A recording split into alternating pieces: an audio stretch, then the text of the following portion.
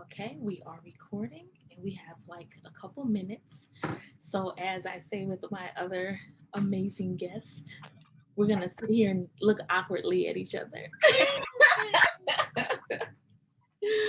Okay, I can gaze into your eyes. There are worse things I could be doing. I'll say worst.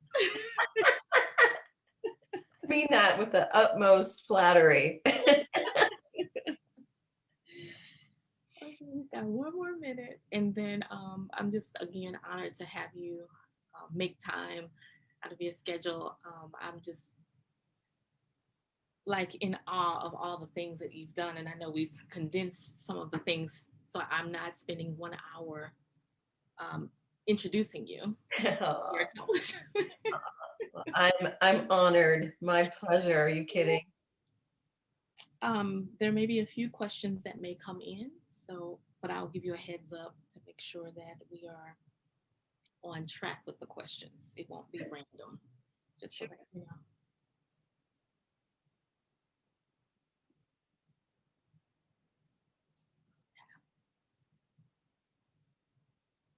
And so yeah, in silence, we'll welcome everybody who's listening and who's joining us.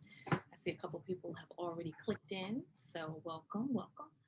And we're looking forward to a very exciting time. I personally am here as a student, truly here as a student to see and to learn. So 5 seconds of silence and we'll get started.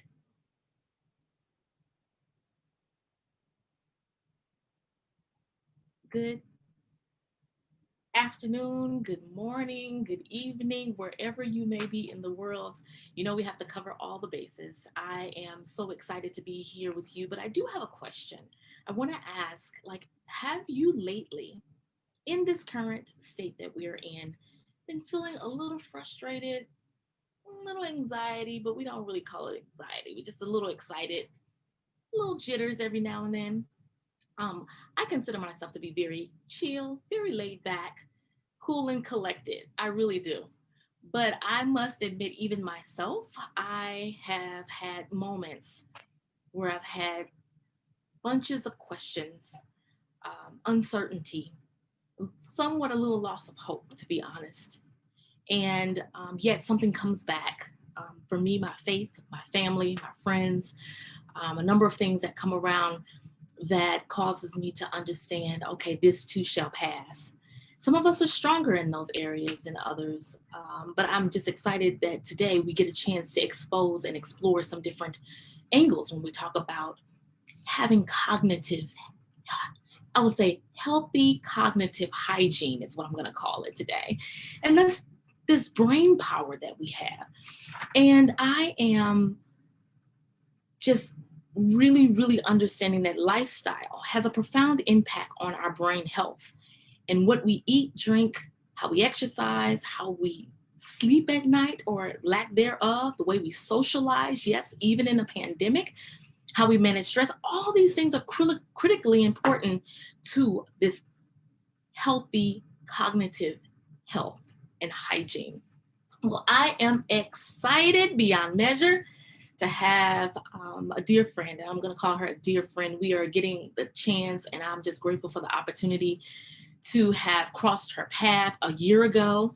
It's been a year, and through Rise Collaborative Workspace, the workspace for women who are on the rise. I want to celebrate Stacy Taubman and Kate Wigman and Sarah Needham for making us connected, Heather.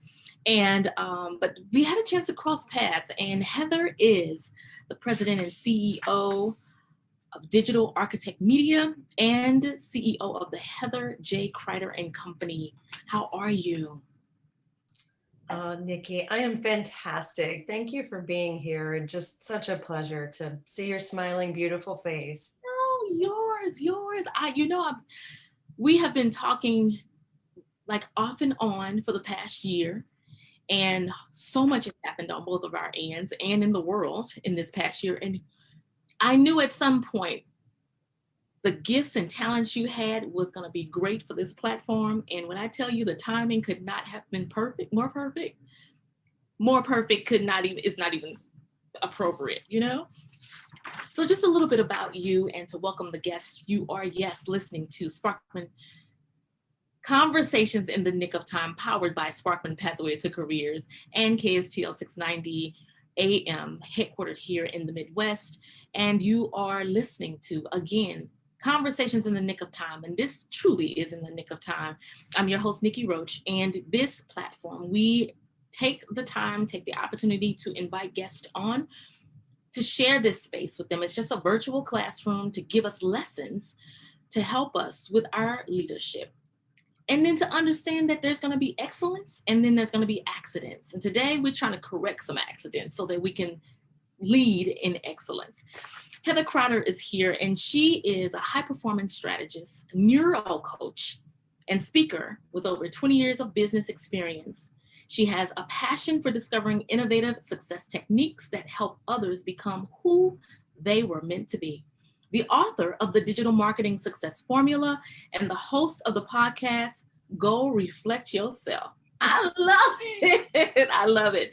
She was recently featured in Forbes and Thrive Global discussing the impact of mindfulness on business success and has appeared in USA Today as a top online entrepreneur.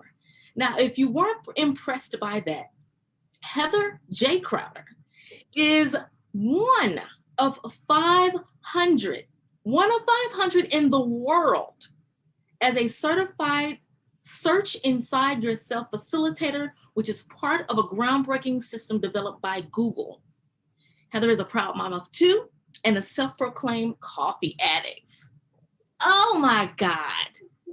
Oh my God, and you are here with us. We are so beyond blessed and excited to have this opportunity. Thank you, Nikki. And I'm just going to say, you can come and follow me everywhere I go and just introduce me because that just warms my heart. So thank you for that. Really No, lovely this is, introduction. no, this is wonderful. There's so many places I want to start. I definitely want to get to the skill sets that you want to share with us on how to navigate the world through our mind and through our thinking. However, I want you to tell us just a little bit of who you are and all this fabulousness that surrounds you. You're going to have to cut me off because I could really go on for a few hours about who I am. But the short version, Nikki, is I'm just a mom on a mission to make the world a little better, starting with ourselves first. That's really as simply as I can say it. I've been in the business world my whole career, but I've been an independent business owner for 16 years now. And life happens, stress happens, anxiety happens.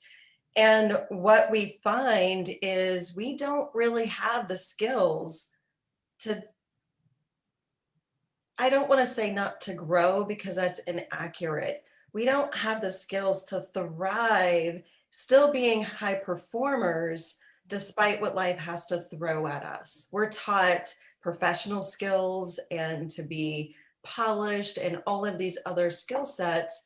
But let's be honest, if our well being and the way we think isn't healthy, that's going to affect every area of our life. So I love how you said our mental hygiene, because that's really what it is. It's clearing out the ick and putting in the good things.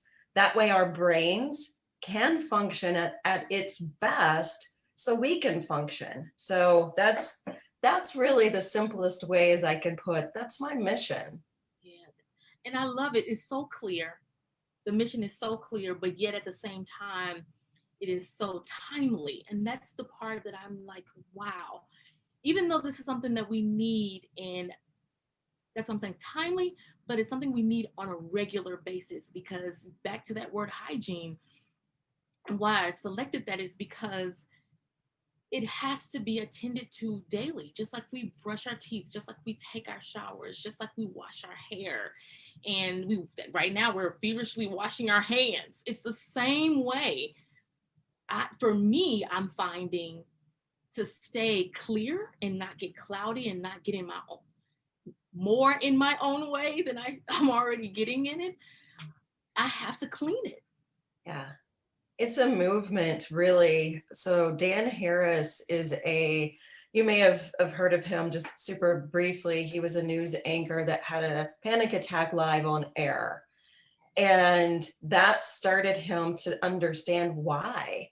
This wasn't something that he had dealt with. And that's a pretty devastating thing. And it was a visible thing, a physical thing people could actually see. But there's obviously something going on in the brain and something happening to get to that point. So I bring him up specifically because not only has he been a huge advocate to understand the mind, but that was a life altering moment for him specifically, where now he's dedicated his life and his career to really talk about mindfulness, meditation, and mental hygiene. So I'm giving him credit for the perspective of this is a new movement, similarly to when health and running and just getting into physical exercise was a movement. Mental clarity, mental exercise will become, it's slowly evolving, but it will become the next big movement, just because we typically don't see what's going on in our brain until sometimes, just like in his example, it can be a devastating thing. So if we can learn simple exercises, just we know how we know we're supposed to be healthy. Some people don't choose to be healthy, but we understand that. From a conceptual perspective, we understand that. However, these mental exercises, again, these are skills we're typically not taught. Yeah, and I know you bring up a great point about it being a movement and that it's slow. I'm going to go on the record and say I think it's going to speed up faster than we could even imagine, because you're talking about the season that we're currently in now. There are so many, we're in the middle of a pandemic, but with that pandemic has come a whole lot of other things. And that we're also fighting, that we're also trying to navigate and get through, whether that's personally, professionally, social justice. We could just, the list can keep going. And now we're nearing the holiday season. And this is where we already deal with a number of things in regards to health, mental health, depression, anxiety, and even unpacking. I know we've been on this route, even on this platform, to unpack what mental health is and what it isn't, and to take off the stereotypes in regards to what that is. All that to say, right now, we have all dealt with some form of I need to press pause, step back, sit my butt down, take a couple deep breaths, and just be present with self right now. Because even in the midst of us being home or at our home offices, like we were talking before we came on air, what is so interesting is that we are so busy doing so many things, but now we're juggling more. To me, it seems like I don't get a moment. And even when I lay down to rest, the brain is still moving. It's Right. still moving, it's still going. And it takes me so long to wind down. Yeah. No, absolutely. There was a lot of stereotype, and I used to think it too. When I first really started being introduced to the words mindfulness or the words meditation or the words emotional intelligence, these words that sounded at one time a little woo-woo-y and a little kind of out there, I would picture the picture that came to me was a white bald guy on top of a mountain sitting there cross-legged. That's the only reference I had to all of this stuff. But again, back to this movement perspective, understanding our brains really empowers us to make very small, very, very small tweaks. And then we can start what I call these rituals, just like brushing your teeth. The hygiene is such a great analogy, but we brush our teeth every day. So if we can incorporate other small things Mindfulness is a small thing. People don't realize, yeah, Mindfulness to us. yeah. So the simple definition of mindfulness is just being able to have the awareness of different senses in a moment. It's simply being aware. It's simply paying attention, understanding maybe the mind stuff that's going on. Maybe it's understanding your body, your surroundings. If we look at all the senses that we have, we don't use most of them, is in We're not any one aware. moment. Yeah, we're not aware because I know there are times, actually, it's happened this week to where I stop and I say, something has me feeling off centered.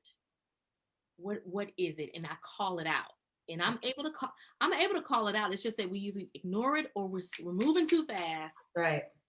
that we don't, but I'm still carrying that. I realize if I don't call it out.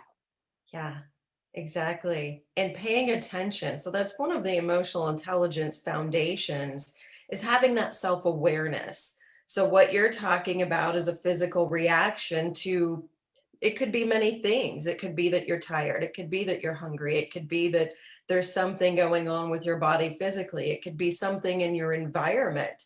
But first, having that self-awareness to feel and then to take it the next step. See that you hit on the perfect thing because most people would ignore it and move on. They know it's there subconsciously, they can feel it, but they don't know really what to do with this. They don't know how to manage it. So that's another level of emotional intelligence. First having the awareness, then having the management of that. So, a way to start the process of managing that is simply, okay, I noticed. I noticed this. So, just taking that pause, I noticed it. Okay, my body's feeling this way. And without judgment, without any harsh criticism, which is a whole part of this, but just saying why, just from that curious perspective. And Mhm. that's really, again, from a mindfulness perspective, that's what you're doing. The more you can observe without judgment, the more you can start to answer those questions. And then it calms the body for you to figure it out. Maybe it's just because you're going too fast and you do need to slow down. There's obviously lots of reasons, but just starting with just that awareness and then a tiny pause. It's a 5-second thing. Well, that 5 seconds though, Heather, this takes discipline, Yeah, but it also takes, I think of the word vulnerability as well. yeah, Like, are we really, some of us, not saying everyone, but some of us are more open to being that vulnerable in a way, and others, it's like, I think we master masking. Like we've mastered masking or kind of glossing over things in life and we pay attention to what we want to. We give time to what we want to. yeah. But that do you think that sometimes that vulnerability is just like, I'm not ready for that yet? I think it's a combination of habit. It's a combination of being so far in the future and so stuck in perhaps the fear of the past or whatever past feeling associated. Vulnerability is definitely a key to that because then it means you're just present in a moment and what could happen. So because of that, because our brains are cognitively thinking about the future, but we're really stuck in the past, you're really not in the present then. Yeah. So, Whoa. Don't speed past that. Don't speed past that. Because our brains are in the future. We're thinking about the future, mhm, but yet we're stuck in the past. yeah, So it's very rare that we find ourselves present. yeah, that's right. Whoa. That's That's, right. eesh. Yeah. Well, think about it. I mean, you're a pretty present person. You're a pretty mindful person. But just think about your level of understanding, and yet how many times throughout the day are you just there, Yeah. fully there? And that's not a judgment, it's a representation of a habit. And it's And a truth. It's a truth. yeah, yeah. And it's, I mean, you're a goal-driven person, so you've got things to do, right? But just, and it doesn't, again, a lot of people feel to develop these skills means that you have to sit in meditation for 2 or 3 hours a day to achieve some euphoric like presence. Okay. It doesn't mean that. Meditation, mindfulness, presence does not mean you have to sit in meditation. Now, there's a lot of brain science behind it, and I won't get too much in the neuroscience, but monks' brains, monks' brains are able to quickly rebound before, during, and after very stressful, high anxious moments. Now, the reason I bring up a monk's brain is because they have spent years and hours in deep reflection, but they've been able to retrain their brains to be joyful, present, and happy at any single given moment.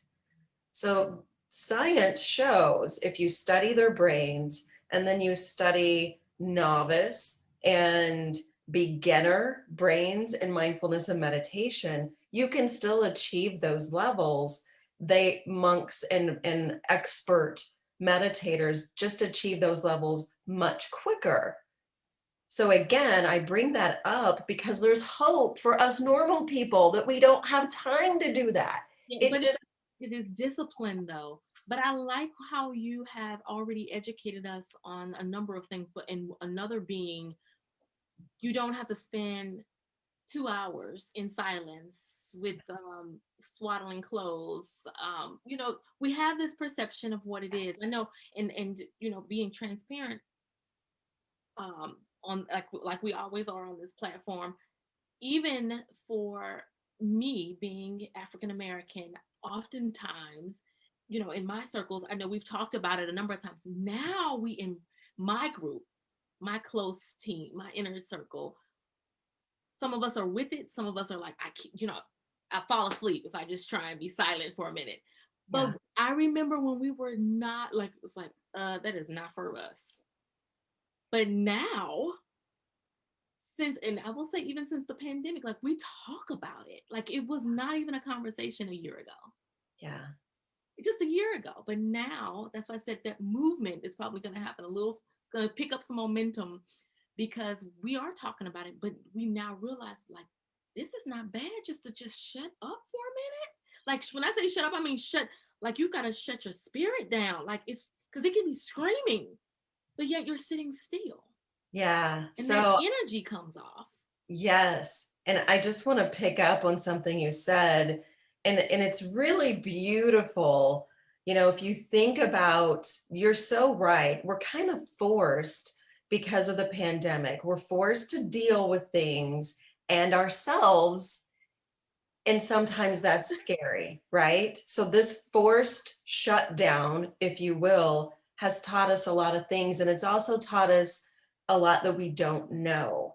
But the really beautiful thing, and you were just talking about just shutting up for a minute, you can see so much clearer when you do, And so a lot of people talk about intuition a lot, and people talk about intuition. Yeah. But again, if you don't understand the mind body brain connection and you don't really understand how it works, a lot of people, when they start talking about intuition, feel it's a little woo woo-y, like, let your gut guide you. And, and it truly, in my opinion, it is your spirit talking through you. But if we are too busy doing, we're not listening. And That all, yeah, spirit, you have yeah, to slow down. yeah, And I like how you said, even, going back to the how to slow down, the how to shut things down, how to quiet yourself in that spirit, um, and those voices. Yeah. um, those hows, how would you recommend, or some things that are not woo woo? I love that you use that are not woo woo, but also very practical. Because I have a few that I do Yeah. that are very much becoming a part of my hygiene, as you said, Yeah. making it a part of it. And I didn't even see it that way, but I get it. I get it. But Yeah. what are some recommendations you have for us? Yeah. There's many, but it's rebuilding the muscles. It's really retraining neural pathways in your brain. That's what you're doing. And if I were to put you in a brain scan during a tiny little moment, we would actually see different circuits in your brain fire up. So, a few ways to do that, I think about this with my kids often. I have a 16 or an almost, I can't believe I almost said that. My daughter's almost 16 and my son's 12. And, being a parent, and anybody can relate, there's some pretty stressful moments where you just really want to pull your hair out or scream or do other things. And so, number one, catching yourself in the moment. And that can be a very challenging thing, especially when it's high anxiety and you're used to triggering in certain ways. Mhm. But three breaths, the three breath practice is a lifesaver. So the first breath, literally just paying attention to the breath. So a lot of people talk about breathing, but they really don't understand what it's doing. So if you can train yourself just three breaths. So the first breath, you're just making a decision to pay attention to the breath. I'm breathing, I'm feeling the air in my nostril. Maybe I feel my abdomen moving. I'm literally just feeling my breath. Then you take a second breath and you say, okay, feel in my body. I feel, and I usually feel it in my stomach if I'm angry or anxious. Okay. Where in my body do I feel something? Okay, I feel something in my, maybe my head's hot. Maybe, I feel that anxiety. So you literally just feel it. Again, you just feel it. That's it. Then the third breath, you ask yourself, what is important right now? And that's it. So that question might seem rather difficult to answer, but what's important right now might be for me not to react to my children. It might be for me to walk away. It might be for me to get a drink. You get another variation of that is, what is my innermost, deepest value in this moment, in that breath? So that's one thing, the three breath. Another thing, which is a lot of, so the three breath you can do, I call it incognito. You can do it without someone knowing. It doesn't have to be a big physical thing, right? Another thing you can do, which, Don't have to respond. Like, sometimes we try to get in. It's like double dutch. You got to get in. You know how you just trying to get and it's like, I can see how that can even relax you, because I know I would even, um, when I worked with the team, my former team, I would always say, um, "Come here for a moment," and I would have them follow me. Mhm. They didn't realize I was just letting them walk for a moment. And this is whoever I was dealing with, whether it was public, internal, a vendor, a partner. I would always walk, because and I wouldn't say anything for the first few minutes, just to get us to come down, both to come down, especially if it was a disagreement. Yeah, And it totally it shifted everything. it's the power of the pause. That power of the pause, once you learn how to start really retraining your brain, then you can respond versus react. And that's what we're so used to doing, is having these gut reactions and often it doesn't serve us. So another technique that is even more effective from a neuroscience perspective, it's called the yawn and stretch. Now, that may sound super simple, but yawning, there's a lot of science that shows how yawning, if you really, really, really get into a yawn and thinking about it, it can force a yawn, and watching somebody can force a yawn too. But it actually it brings blood flow and oxygen to the brain, but it releases dopamine. That's like that secret feel good juice. Yeah. And so yawning is, and this is where you have to be careful. If you're in a meeting, yawning might seem very disrespectful, like, oh my gosh, you're so boring. A little bit, right? But if you actually yawn and you get your body involved in a the slower, the better. It is literally just as slow, and you can yawn and you could do it a couple times. By doing that, again, it releases dopamine, which is a really good feel good hormone. And then it creates all those pauses. And by moving your body, just that movement itself, that's actually a self pleasurable circuit in your brain, because now you've got more things moving. Then you can ask yourself, go back to, what is my innermost, deepest value at this moment?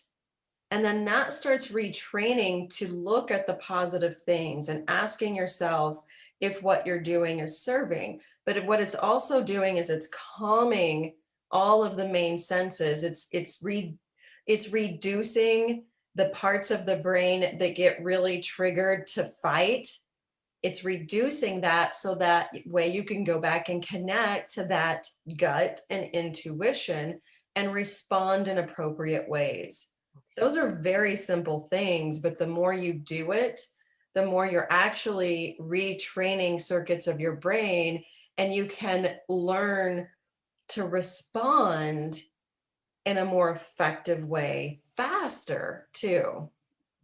And I can totally see how after a while, like I'm sure initially that is very uncomfortable. It is somewhat of a struggle because it's a different reasoning and meaning behind what we're doing already. Honestly, these are things, as you said, this is nothing new. But even as you were talking, me understanding now what it does, Yeah, the education component makes me consider it to be something more of a superpower. exactly. Yeah, you have to start with that cognitive decision, and that's often really hard. So a lot of people will ask me, how can I possibly even remember these tiny little things when I'm that frustrated? And so the best response when you're that frustrated, there's an old there's an old skit that Bob Newhart created. He's a comedian. I can't even remember the shows he was on, the Bob Newhart show and whatever, but you should Google it sometime. Do you know the skit that I'm talking about? No, but I know Bob Hart. Bob Okay. knew her. Yeah. Okay. So the skit, just very briefly, you should Google it. Google Bob Newhart "Stop It" skit. Okay. And so the skit is, he is pretending to be a psychiatrist, and some woman comes into his office, and she has a fear about being buried alive. And the skit is hilarious. But he was talking to her, and she said, he asked her, "Have you ever been buried alive?" And she said, "No." And he said, "Well, why would that be a fear then?" And she said, "I don't know. I just have a fear of being buried alive." And he's like, "Well, why are you even thinking that?" And she's like, "I don't know." And he said, "Well, just stop it. Just stop it." And there's actually some cognitive proof behind that thought interruption of literally just, you know what? It's like you were talking about earlier. I'm going to listen to this shoulder because this shoulder, just stop it. But again, that's a cognitive decision. then you can implement these other things. Yeah. Wonderful. I know that is so interesting. But yes, that whole concept of how is it that um, I can remember these things, simple, yet how am I supposed to remember these things? And in the middle of it, in the middle of a situation that I find myself in. And I think it's just a matter of, like I said, I'm a big believer, once you've been educated on something and you begin to practice it, and there's this concept of small wins, Yep. and how you don't try to change everything overnight, but you just take the small wins. So just take the small baby steps and actually celebrate those moments, but also try to incorporate them. Going back to even the mindfulness and the meditation, Yeah. it doesn't like for me, I realize if I get up, I started off with like 60 60 minutes. I'm sorry, 60 seconds. It Yeah. was literally 60 seconds. And so I was like, okay, when the alarm goes off, I get up and I sit. Then I do a little devotional reading, I do a little Mhm. prayer. Sometimes I'll even do um, just while I'm in the shower, I have a very focused thought. Then there was also in the car, from time to time, I have silence Yeah. on a focused thought. So Yeah. especially if I have a lot going on and I just need to calm myself, I will do without anything in the car.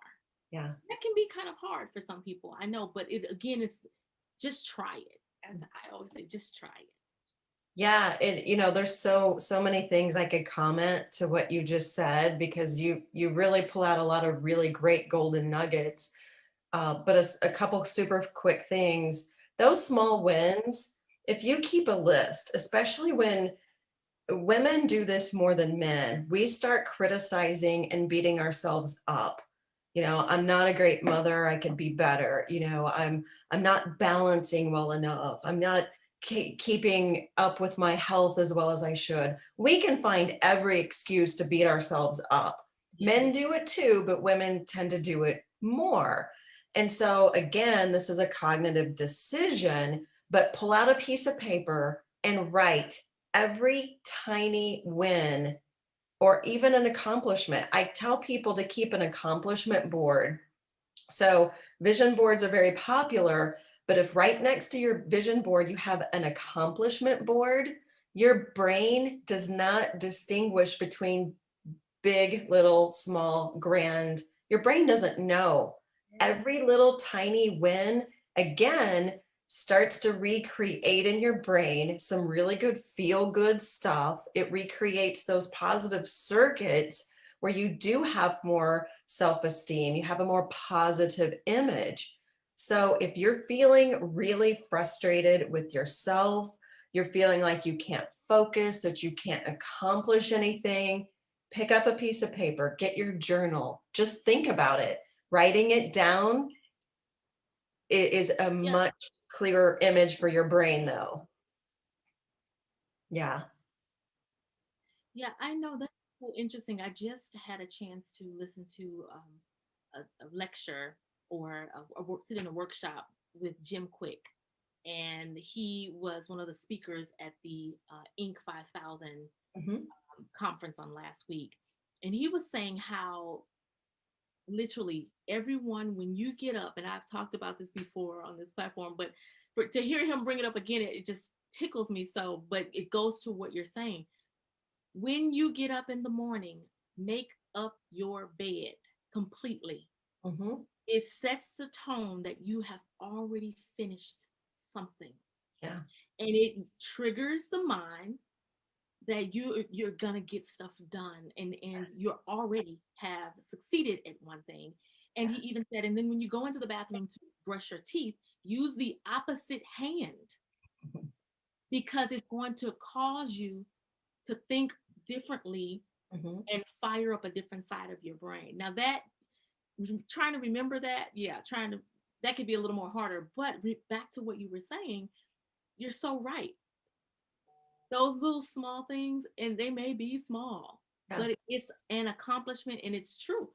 you are, I don't care if you just have a sheet on your bed. Make the sheet up, fold it down, tuck it under the pillows. Find a way um, to get things done. And I love how you say it doesn't matter if it's small, medium, or large. It's still an accomplishment. That's right. No, a win is a win. And some days just taking a shower is a win, and that's enough, you Yeah, know? hard on ourselves. Like Yeah, we wouldn't think that was a win.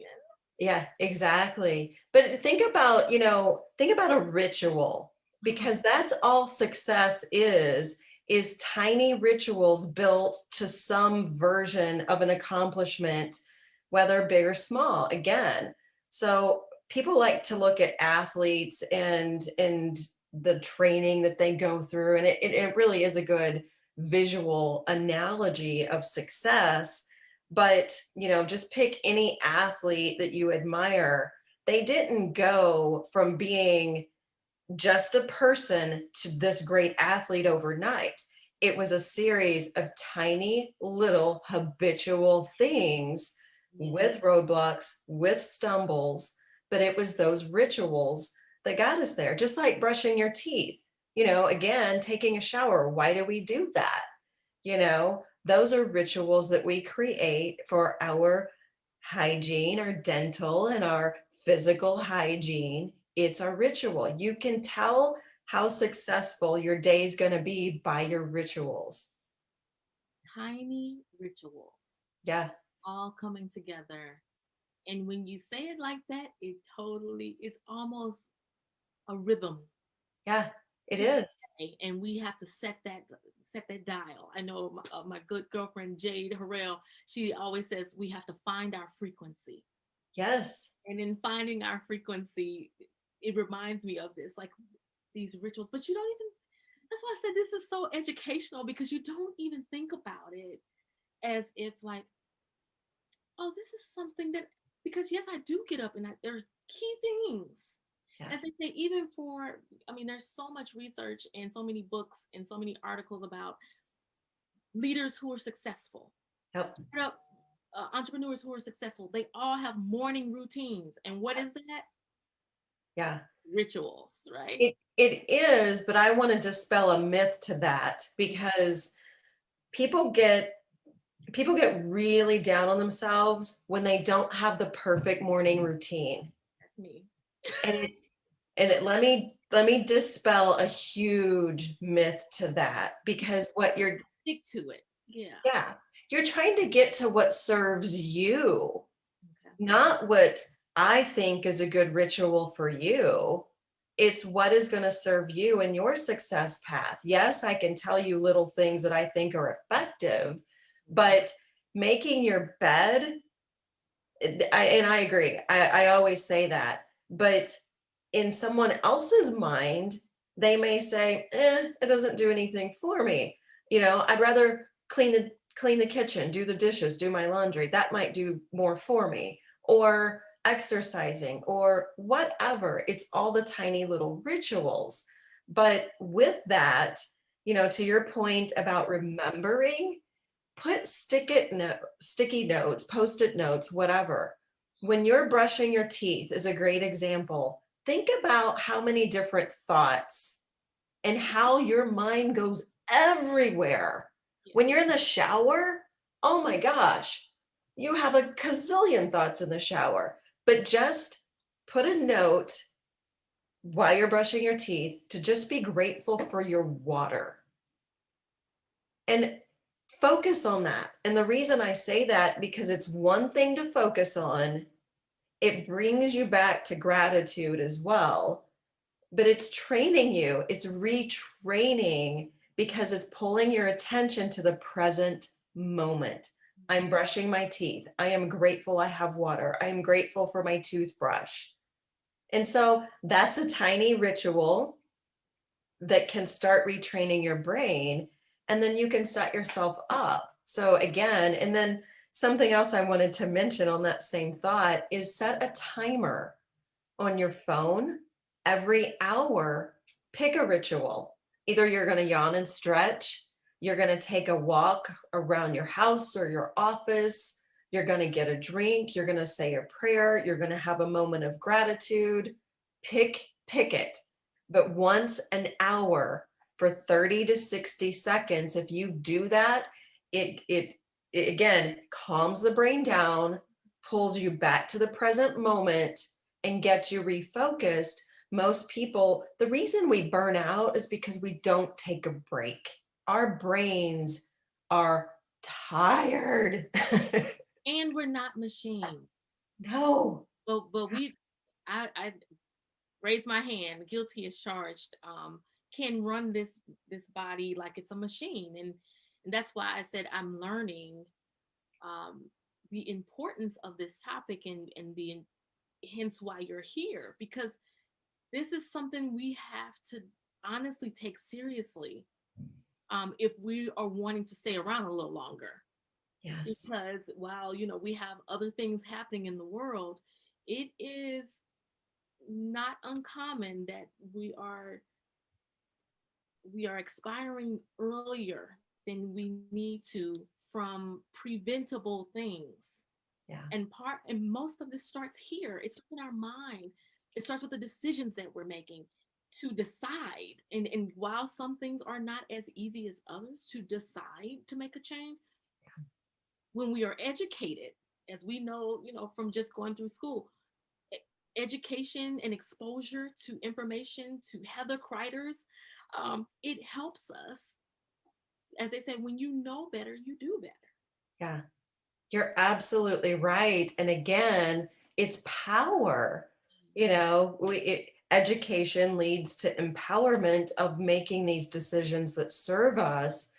But we are so often taught that if you're not laser focused, and if you're, if you're not working, if you're not stressed out, then you're doing something wrong. My You know, God, so yes, because we celebrate that. yes. What is wrong with us? No, seriously, and then it's like, oh, I mean, because even for me, I have a number of things going on, and you do too. We have that in common. But I have even learned in communicating with others, pick one thing to tell them I'm doing, I'm working on. Don't, because they're kind of like, oh my gosh, maybe I'm not doing enough. And it's like, look, I'm trying to give up some stuff. Yeah. I just need to wind it down. Yeah. Yeah. But Yeah, we have a couple people. Michelle Stockman, how are you? oh, Michelle Stockman. It's who's doing a whole bunch of stuff, getting us women together. Sandra Finelli, how are you? She said so true. Um, Michelle Stockman says, hard to be present, but it's so important. Laren Wagner says, wow, interesting fact about the brain of the monk. And that's, remember, you were saying we can trace what's going on. Yeah. Pamela Ware, she is down in Florida. She says, to dwell on your past can keep you from a bright future. And then we have some more. Um, Lene, Annette, how are you? She says, just stop it. This, in combination with taping, is hugely transformative. Yes. Um, and we have some more people. They're coming in. Keep the questions coming in. And we'll address some. We have a few more moments. But you have shared to this point some very practical habits that we can pick, as you say, pick one. I love that. Like, we don't have to try and do it all, because I think that's the other thing. We think if we can't get a whole life overhaul and makeover, Yeah. okay, I tried it, I'm done with it. That's right. That's exactly right. And again, it's small things add up to big things. So sitting, for some people, meditating for 30 minutes is an impossibility. It's not going to happen. So you're going to get frustrated and you're going to give up as soon as you try to sit for 30 minutes. It's going to feel like an eternity. So don't do it. I mean, more power to you if you want to try, that's totally fine. There's some days, and I've been meditating for a really long time. Meditation is a form of mindfulness. You can still achieve the state to retrain your brain without long sits of meditation. So even for me, somebody who has meditated for quite some time, there are days where I can't get past 10 minutes. just because I'm tired, I'm hungry, but what that means is there's other things I do throughout the day, the things I've already mentioned to you. And something that's even more effective once you start kind of layering and just thinking, it's wishing well for others. So a mindful moment Interesting. is just extending a moment of love and kindness for someone else, especially when it might be a high conflict situation. You want to talk about hard to do at first, but by doing that, that super slows the brain down and it increases the mind heart connections. There's neurons in our heart as well. And there's all sorts of called loving kindness meditations and things that you can actually do to connect with others. But just wishing well, and I'll be completely transparent. I have a former spouse. My children have a father that's my former spouse. I have high conflict situations with him often. Yeah. And so, despite my desire to, Yes. but if I can stop and pause first, pause, breathe, Mhm. feel my body, feel my frustration, feel that I might say something I'm going to regret, I just wish him well.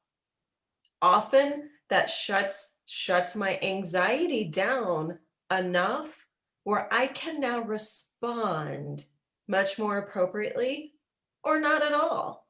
Yeah. And what's when you say you wish him well, are you verbally saying that or are you internally saying that? Internally, Okay. internally, it's just offering, just in your mind, just thinking, Shifting, yeah, you're shifting the mindset. that's it. It's it. People, yeah, people really think, and again, going back to the athlete perspective, the Mhm. reason athletes get such high performance is because they know how to visualize. And that's a whole other conversation. But you can kind of think about that just in what I just said about wishing somebody else well. It's kind of a visualization perspective of, I really don't truly mean harm to you. I really don't want bad things for you. I really do wish you well and peace. So it does start to rewire that circuit from the perspective of, I can see a positive outcome.